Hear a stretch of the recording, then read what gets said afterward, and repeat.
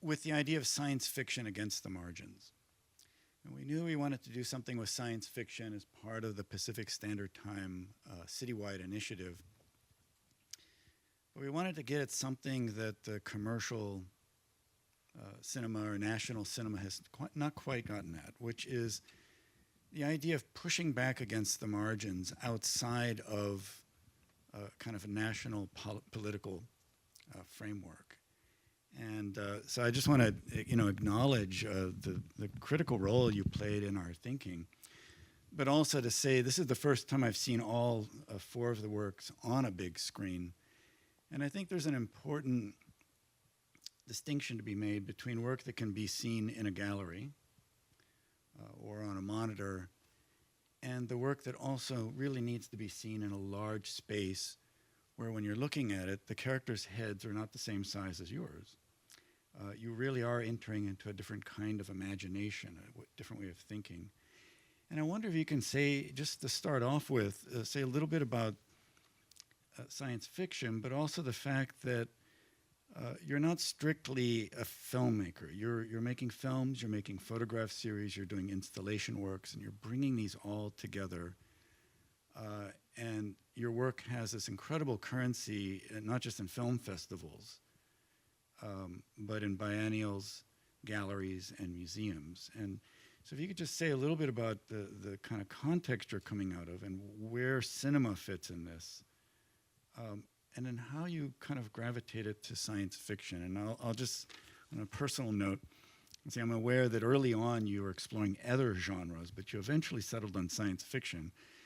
But I do want to note that the first genre you settled on was the Western, with Bethlehem Bandolero in 2005, which was a tongue-in-cheek Western in which you played a Mexican.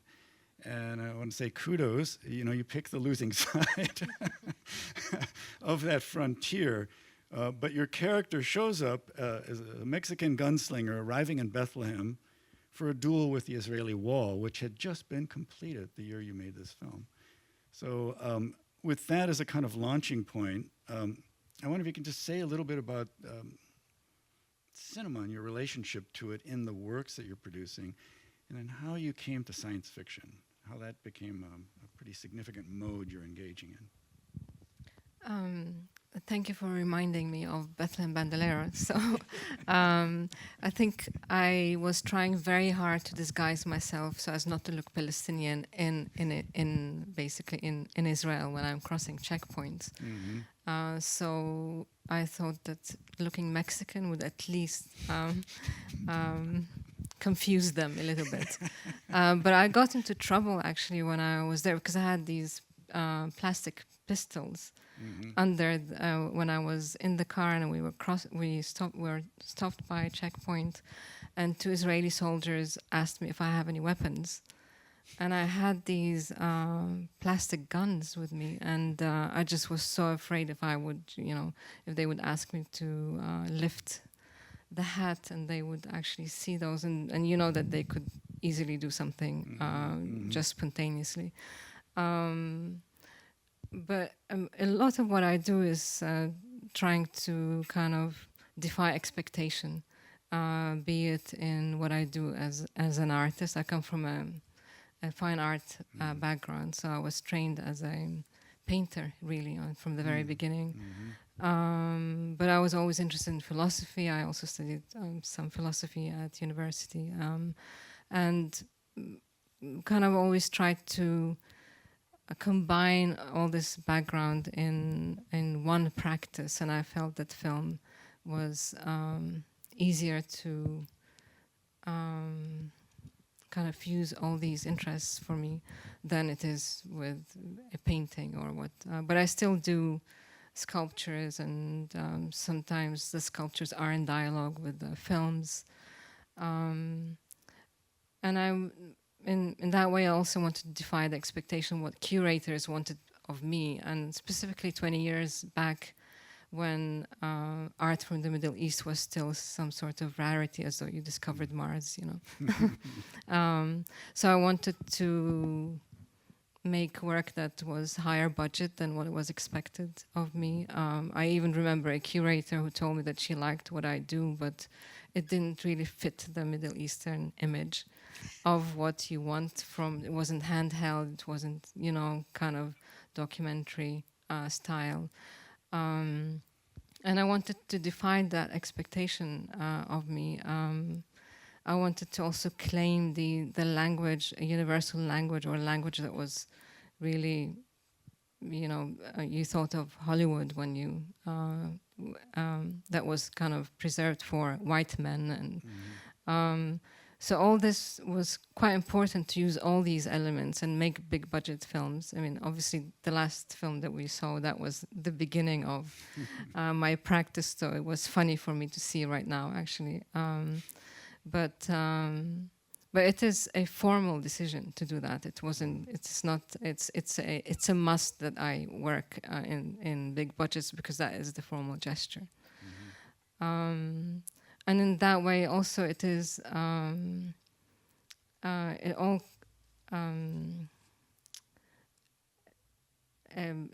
taps into what I try to talk about in my work in terms of politics. This idea of how do we really, from what lens do we really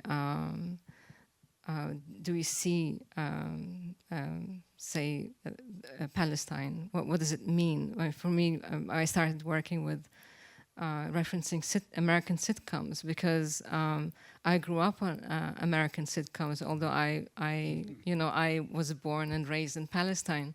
So for me, I understand what America is about, but America has no clue what I am about. And it becomes the onus on the small country to actually explain its presence to the big country. And then it became quite an interesting thing for me to understand what is analyzer and what is analyzed, and how do you topple that, topple these roles, and how do we change these role plays and kind of, almost claim these elements and power, and by using the same language. Although differently, obviously. Yeah. So I'm intrigued by the way in which these works engage the science fiction genre, but really A Space Exodus is the one that kind of takes it on directly with 2001 as a framework. And then you seem to move over time into more philosophical frameworks. But I want to, since we just saw this, Space Exodus, and the use of the word Exodus in the title, but also your presence as the astronaut and also as the auteur. You're literally, we see your name. There's also the flag on your arm. And there's the way in which you're kind of bringing a certain kind of element of humor or satire into the genre. But what really astounded me the first time I saw it was when you plant the flag. And in that instance, for the first time in my life, I question, why is it accepted that the U.S. planted its flag in the name of mankind? And it opened up a way of thinking where a lot of what gets encoded into genres and into commercial narratives is unquestioned. But I'm just intrigued with how you set out to raise those questions while staying within the fiction or the creative framework rather than political discourse. Does that make sense? Yeah, I mean, completely makes sense. It's interesting how when you shift the context, the meaning of something changes as well. I mean, who would have thought to see a Palestinian flag on the moon? Because we associate that with progress, with with technological prowess. But also it is a comment on colonialism, and where you put your flag, that's where your land is. It's obviously a comment on land grab in Palestine. It's about settler colonialism, how that works. But also, again, it taps into, it references something that we universally understand. We all know of the American moon landing. And obviously I take I have an ironic take on it by saying, Jerusalem, we have a problem.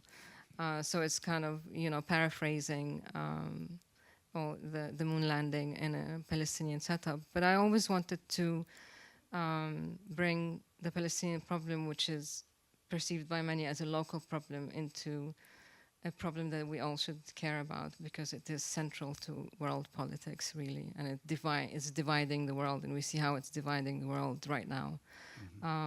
It has never been a local problem, and it has always maybe was quite amazing for me to understand while traveling around the world, because I lived most of my years outside of Palestine, how little understanding there is that this is not just a local problem, and this is something that we all should really be engaged in.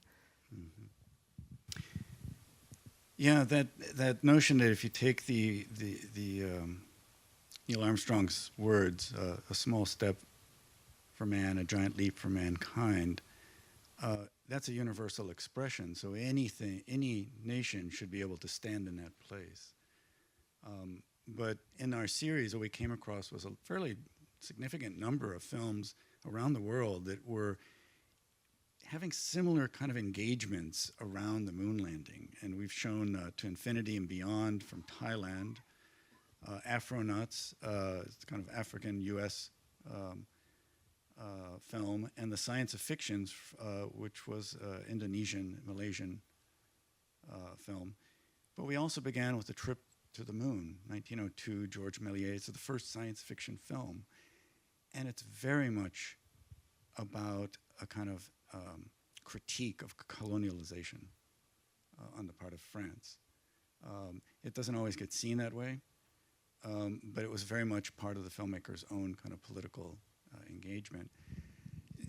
I've seen you talk about this in a number of cases, but I wanted to just bring that artist framework in, because I think your work is notable because it is articulating certain questions from the perspective of art, rather than being a creative kind of revoicing of political discourse. And so can you explain a little bit what you're trying to get at? Because a lot of what you bring up in the films, it remains open-ended at the end, but there's also clearly an attempt to mark out a space for Palestinian presence. I think that's what's so fascinating about art, that is very malleable. I feel that it has this ability more than literature, maybe. I mean, people would argue maybe poetry does, but there is, it opens up a space that's very hard to talk about if you just, write a direct narrative. And that's maybe all these things that are very hard to get at is something that I kind of try to include in my work, such as, we talked about this earlier, the sphere, kind of a reference to nothing. Like, it's a signifier of a no space. And when the sphere comes out of the film and becomes an object, as it's installed in many museums, it becomes a memorial for lost time. So it just changes also, shifts its meaning. So I think in most of what I do, I try to kind of go beyond maybe the discourse. I'm interested in academia, but at the same time, I do go through periods of lots of reading, academic work, and then I tire of it and I need something else. And so this is my way of kind of putting everything that I have absorbed in one piece. But I also work with my partner, Soren Lind, who has a philosophy background, and we go back and forth in really trying to understand how to work, which is maybe why the work seems a bit. Um, Maybe why you're asking the question, because I think we have many reiterations of scripts, and he's much more rational than me, and I bring in the phantasmagorical element, and we in the end meet halfway, and that's the work that you see. I was really struck by that with In Vitro, where there's really an argument going on that's going to remain unresolved between the character the older character who has been hiding, from the catastrophe, and then some iteration of her, I would assume, through cloning. And it can't be resolved in that sense. Can you say a little bit about, because this is a recurring element of your films, to kind of, take Mahmoud Darwish's poetry, In the Presence of Absence. And your work seems to really be trying to find a way of giving a face to and dialogue around an absence that exists in the present. And can you say a little bit more about how that's working through your films, and kind of, there's a progression towards that, but it never lets go of a naming and also of your own presence within the film, whether it's through the voiceover or as one of the characters.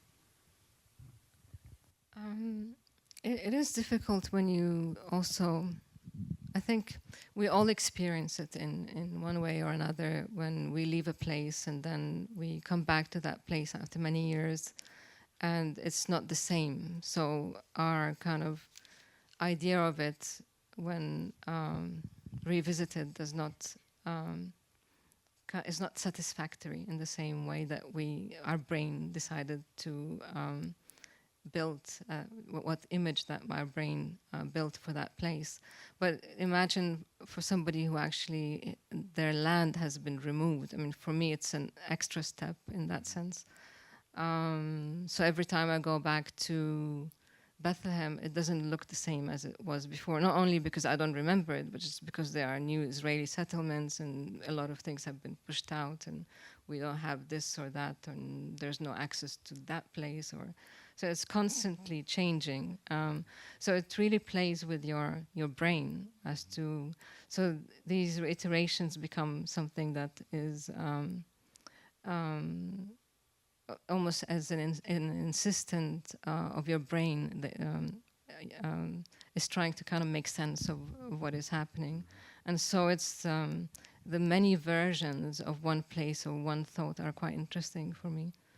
So I know we have time for 2 questions. So if you do have a question, raise your hand and we'll bring a microphone to you. It's hard for me to see through the glaring light, but you want to have questions? Yeah, Kathleen back there. And then in the last row.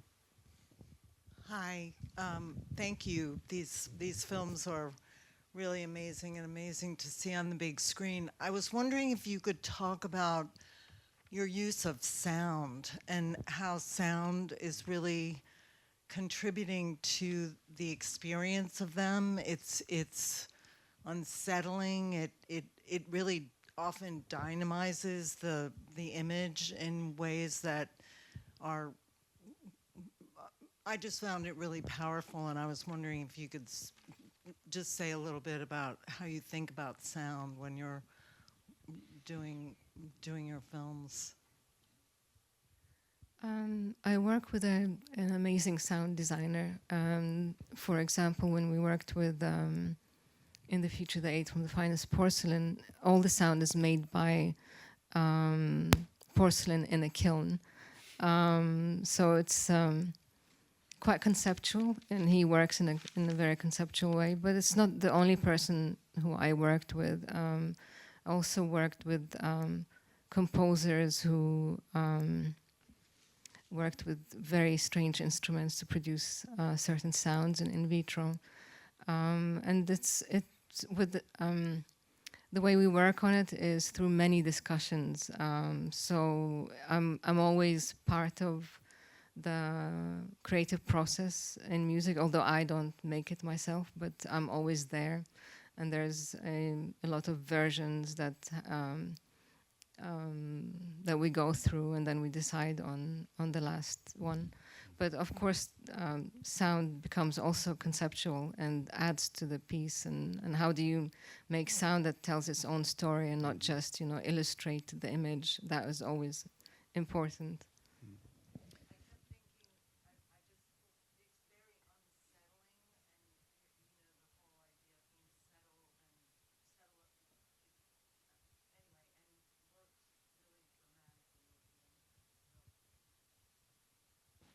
Okay, we have one more hand up in the back there in the middle.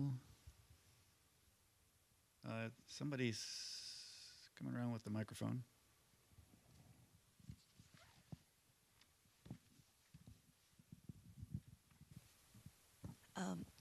I want to start by thanking you for making the films. I really enjoyed your aesthetic language and the beauty of the movie. I really did. But I've struggled with the fact that we are facing with an actual tragedy, and I'm just curious about you as an artist, that what you're hoping to achieve. I do understand the interviewer's point as well, by trying to give a totally different framework to this very imminent tragedy. But you as an artist, what are your feelings?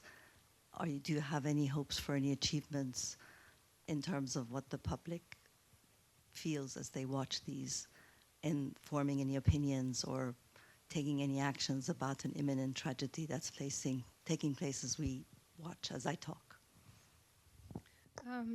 Well, I grew up under direct military occupation in Palestine. So I know what Israeli occupation is all about. I've lived through it all my life. What's happening now is just an acceleration of what Israel has been doing for many, many years. And I've always tried to find a different way of talking about it. Because I started working in documentary, and I thought that, at least for me, I saw that there are so many filmmakers that were working in documentary, and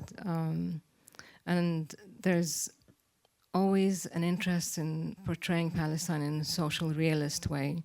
And I felt that was a disadvantage in that sense, because I felt that I also needed to comment in a way where it doesn't put me as, or put the Palestinian people as the people who are being analyzed, but actually people who are bringing forth something that other people can engage with on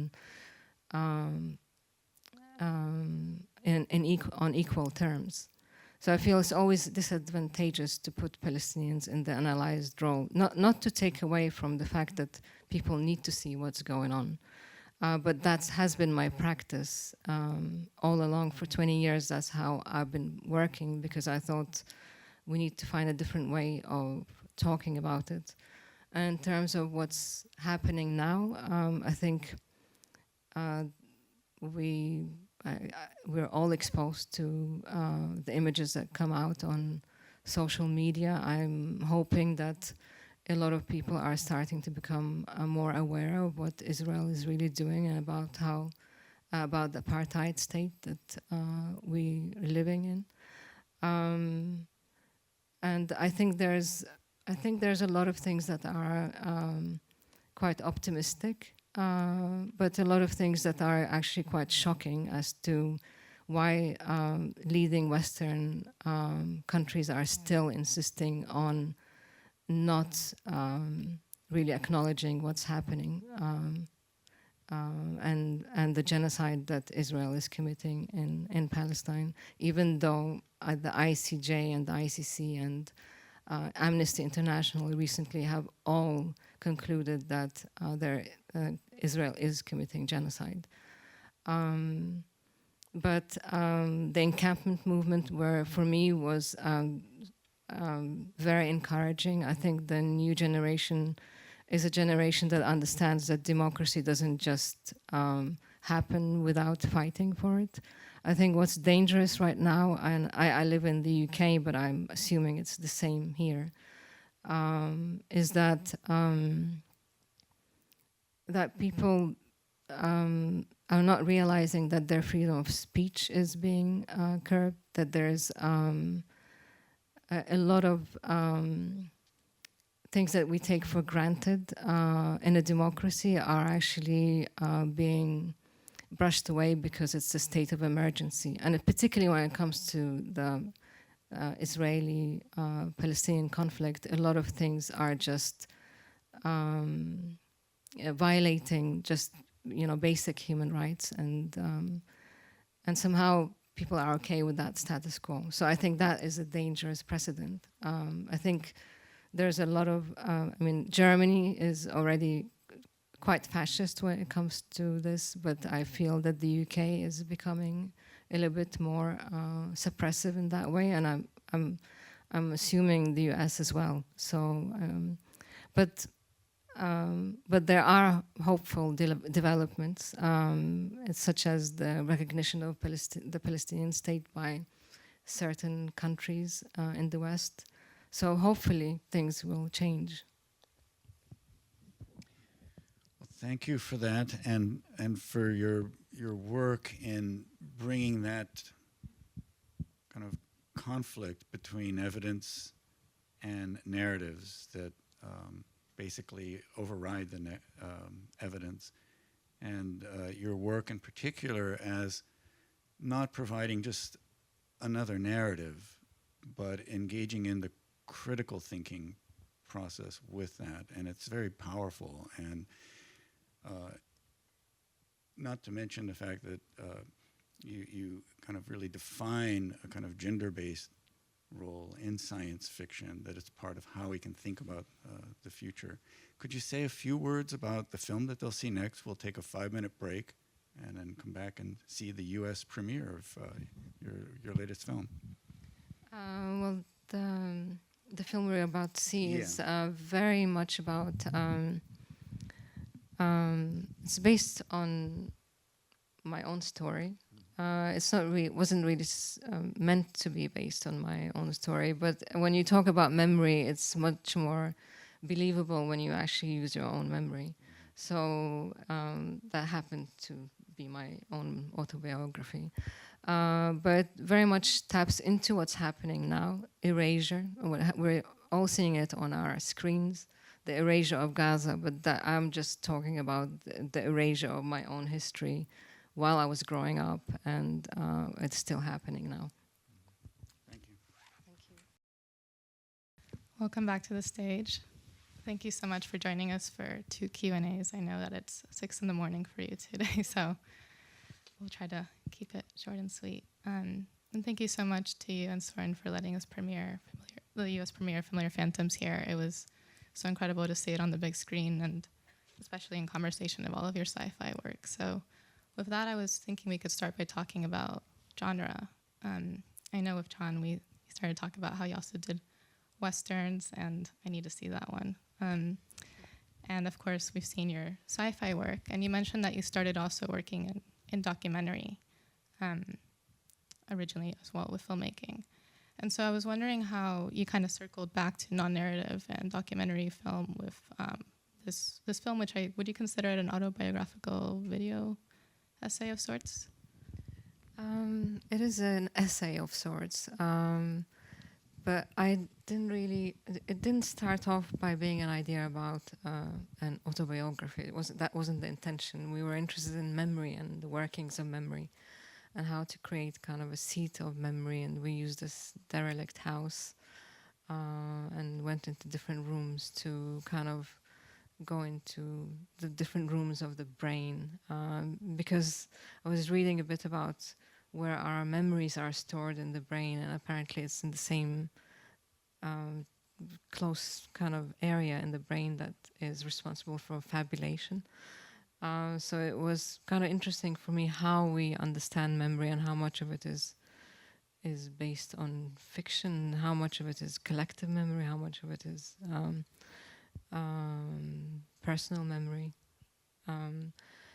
But the more I took out all the autobiographical parts, the less emotional it became. So by leaving those, even though it's sometimes I almost can't watch it because it's just too personal for me, but I think that from various screenings before, I feel that that's what resonates with people. That it has that maybe authenticity, if you will. Even though it questions what is authentic and what is not, and what is the idea of authenticity. And I think I'm going back to your first question of I used to work not in documentary per se, but more in a less fictional way, where I would always involve my family, always take a lot of footage of Bethlehem, and it was the sense of that everything's going to disappear because everything, a lot of other places have disappeared, and I don't know why I should take it for granted that Bethlehem will remain there, even though it's a 4,000-year-old city. So a lot of my work became documenting what was happening on the ground, and it started off by me living in New York and with the siege of Bethlehem in 2002, and me getting reports from my family and friends of what was happening on the ground that was completely different from what I was seeing on television. And that's maybe why I started moving away from painting and sculpture and using film, because it was always this idea was fascinating for me. What is kind of indisputable, and film seemed to be that thing that you cannot debate, that what you're looking at is real. Although now with AI, you can, nothing is, you can't take that as evidence. But for me at that time, I needed to make something that evidence of the, erasure of the Palestinian people that a painting couldn't really do in the same way. And then I think with the more kind of complicated the films became, the more I needed to have a dialogue and a way of addressing the intricacies of the situation. So I think it involved a lot of fiction because it kind of opened another space by which, say, just documenting stuff wouldn't really do. And now going back to working on Familiar Phantoms, it's more of a combination of what I started with as well as what my work amounted to, because it's still a work on memory that I've explored in most of my work. And also a lot of the things that you see is not real. All the footage that looks as though it is from my childhood is actually reenacted by my daughter and my nephew, and made to look as though it is footage from before. So it is, I think my work is always questioning what is real and what is not, and relates it back to the political situation in Palestine. You spoke about collective and personal memory, like the difference between them, how this film really you felt you needed to use more of your personal story to talk about these themes. And having seen all your sci-fi films tonight, which I think just very clearly paint a picture about the inherited trauma of the Palestinian people living under occupation and how that's brought down through generations, and the collective shared experience of that. Can you talk about how working with your own personal story was different from the collective that you tend to show in your films? Of course, the personal is also part of the collective, but did you feel that you gave it a different type of application when you bringing it to the screen? I think there's something that, maybe an element that I always try to bring in my work that's not really seen I mean, of course, you cannot really get that feeling from news footage, because the news reports on usually situations that when something breaks out, there's some conflict, but it doesn't really depict the daily life of Palestinians, and I think that's what gets completely forgotten. And just even talking about banal things of what I experienced as a child, I think it's quite important just for people to understand what living in Palestine means, because it's not, it, there is a narrative to it. It's not just, there is of course a rupture at some, in continuous time, but there is also a particular taste for life in Palestine that you don't really get when you just get it through news footage. So I think the personal here kind of played that role, but at the same time you cannot really talk about my story without really thinking that everybody has a life like this. I mean, we might have it in different ways, but we've it is what many Palestinians experience. I'm not the only one who had to leave in the first Intifada. I'm not the only one whose grandfather had to leave because of the Ottoman Empire. It's this kind of cyclical trauma that every Palestinian family has. I mean, you can, and I think that's when it's very hard to kind of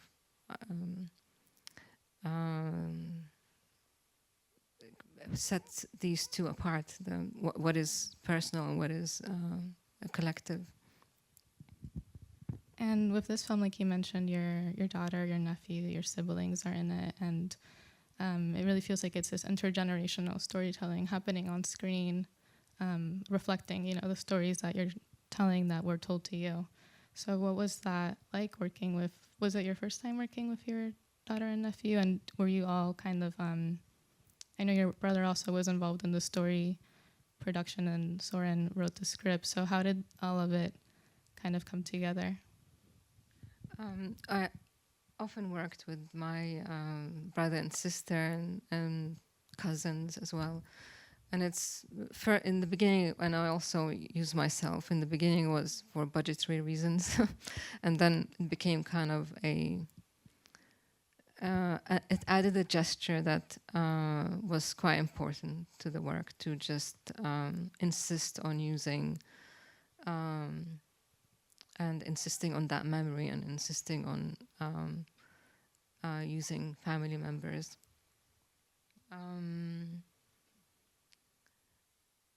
I don't know, in Nation State, my brother and sister were also there. They were there in other films that are not shown here as well, which centered around food and politics. And so it wasn't the first time that I used them. And I think having them there also adds to their own interpretation of what those family stories were about. So they would kind of refute certain or revise certain sentences and say that's not how I remember it, which added to the whole practice in this film of what memory is like and how do you remember that. As I mentioned, that I remember helping my dad tear these flyers, and it turned out that it's this memory is actually my sister's memory, but it's so embedded in my head that it became like a collective memory that but there's also, how does our memory really work? I mean, our childhood memory is often just in a way untrustworthy. Do we remember things because we experienced them, or do we remember them because they were told to us? And having to reenact certain memories that I had from childhood using my daughter and nephew felt a little bit surreal, because while they were, for example, eating watermelons for the scene, it generally felt that they actually were I was creating memories for them, because they were so excited about this, and I remember how excited I was, and I remember it very vividly, this scene. But it just shows how, you know, fabulation and manufacturing memories also works, and I saw it in practice.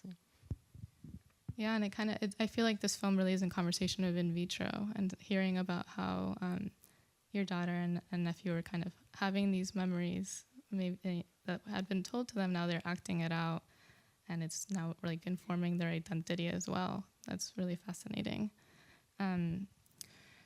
There's a part where the narrator says, memory is a master of deception. There's so many lines in this film that I just want to unpack, and I think are so complex and incredible. And then you go on to also say that details might be left out depending on who is telling the story and who is listening. And you've kind of talked about that in terms of the conflicting memories with the siblings, and it's really interesting how you're all telling the story together and deciding what you share on screen together. So how was when you were sculpting the film, who were you imagining as the storytellers of Familiar Phantoms? Who were you imagining as the listeners of Familiar Phantoms? We interviewed a lot of my older family members who never really wanted to talk about their stories, and each one kind of left certain things out. So that was part of, how do you then kind of form a story when there are conflicting reports on what really happened. And in your other question, sorry, that. And then, so the other side of that with the listener, I was really interested in that too, because it takes two, right, to continue a story, the storyteller and the listener. So, and how the listener might choose to leave details out as well. So I was wondering if you were thinking about the listener of this film as well in the making of it, in the production of it. I guess the listener is always part of my thought when I'm working on film, because you're always in dialogue with your audience, and I always think, is it going to be an audience that understands Arabic, or is it an audience that has to see the translation of Arabic? There's always also sometimes there's a discrepancy between the translation and what is being spoken, just because things don't make sense in different languages. And it's very hard to have a rule for all audiences. So I'm kind of trying to find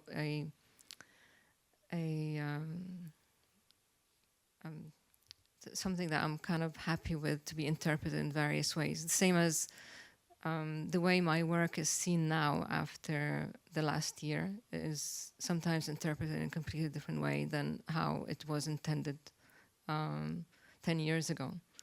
But that is completely fine as well for me. The various ways of interpreting according to context is something that I find quite fascinating with a work of art. So I do like this shifting in meaning in different contexts. I also wanted to ask about the reenactments with your brother and sister, and thinking about how memory can both serve to preserve and alter, right, depending on how you remember how these stories were told to you. And though this film does have more of a serious tone, there's also elements of play, I'd say, similar to some of the sci-fi films where, like the scene where the character that would be your aunt in the moment, or I think it's your aunt who's hiding the pamphlets under the couch, and they're very clearly visible. And I love all those scenes because they're super clear, like very crisp images, and they remind me of like when you're very aware of a dream, like in the middle of a dream, how it can be surreal, but you just kind of go with it, and it's a very clear vision. And I was wondering how, if these are images you've always had associated with these stories that were told to you, or how you transfer them to the screen, or if they were images that came to you during the production. They're images that I remember having as a child. So when I heard the story of my aunt actually hiding, which is a real story, she hid the flyers under the sofa bed. I couldn't believe it. I was like, you must be kidding that she did that, because I imagined it like this. And so I kept that in my head, the same way as I imagined other things that really didn't. When you think of it now, it just feels comical. But in my head, I cannot imagine them any other way. When my aunt heard the news of my father actually being alive when he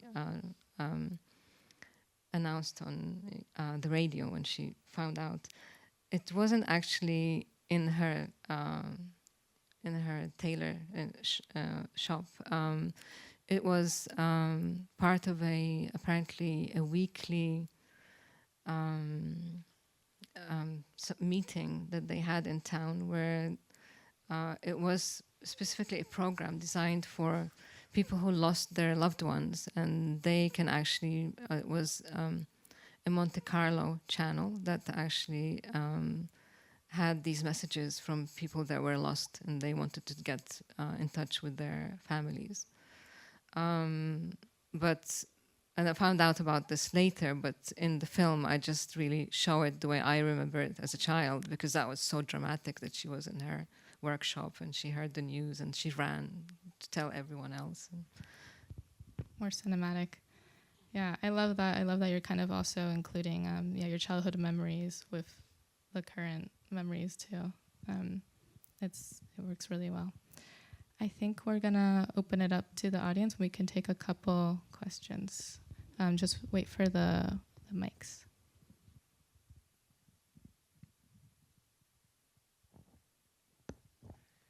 Hi, my question is about the short film form.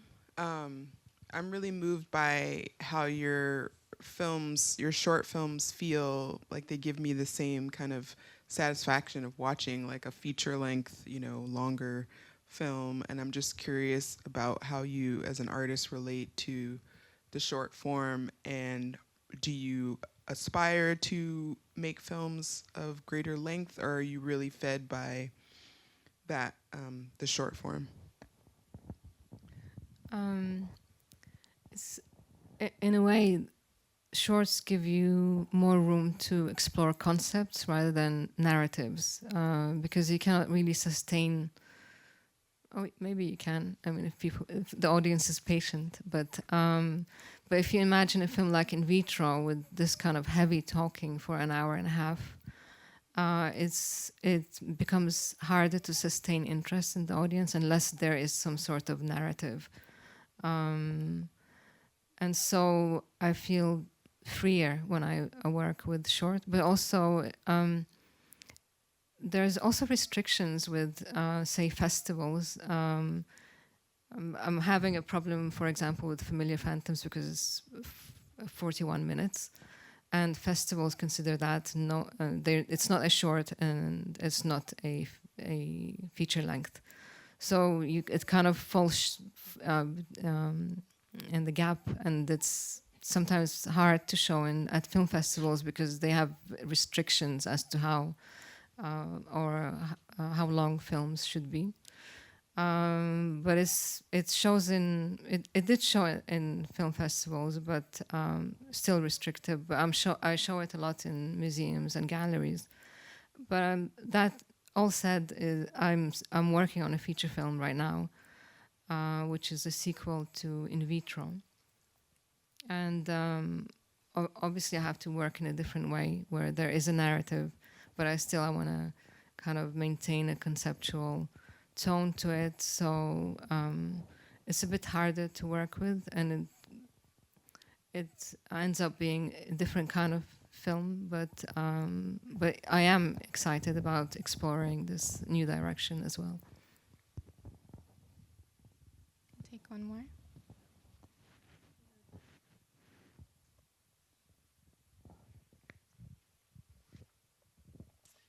Just thank you so much for sharing these with us. I think you spoke a lot about the way that the past itself is something that I feel like can be arrested and manipulated and changed. And I wonder, especially in a moment right now where, as Palestinians, it feels like we're in a moment of sort of arrested present in which it's impossible to imagine a future without being able to reflect on this moment ever coming to an end.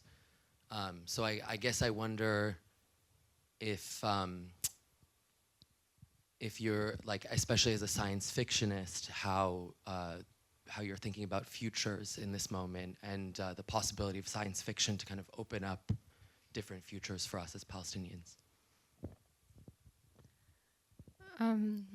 I suppose that's what has always been my concern. How do we carve ourselves a future, even an imaginary future? Almost make your future by imagining it. And that's maybe what I try to do in my work, where it doesn't reflect what's happening right now. And but I think in order to get out of where we are, we need to imagine a different setup. It's very difficult where we're at now, but I am optimistic that at least now people are aware of what's going on and that people are more engaged. But I often wonder, if you take away the trauma from Palestinian identity, what does Palestinian identity become? Did we conflate our identity with that? Is it something that can we understand ourselves without that trauma? And I think with my feature film, it questions that, where it sees that the clones in vitro, they actually let out in Bethlehem because it's safe to inhabit Bethlehem. But their memories are erased so that they don't remember their trauma. And there are two leaders that are debating if this is the way to go, but because one of them thinks that the only way to move forward is actually to remember what happened, and the other one thinks that we cannot really move forward without starting from a new slate.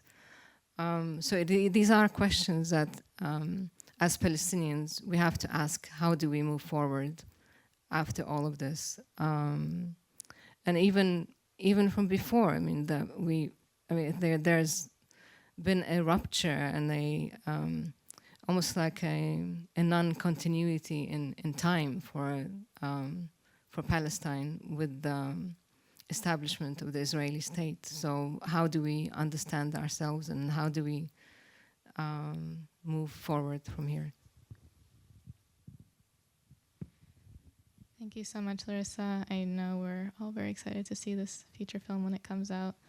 Thanks for flying out for the Q&A. I think we'll leave it with that. Thanks everyone for coming out. Thank you.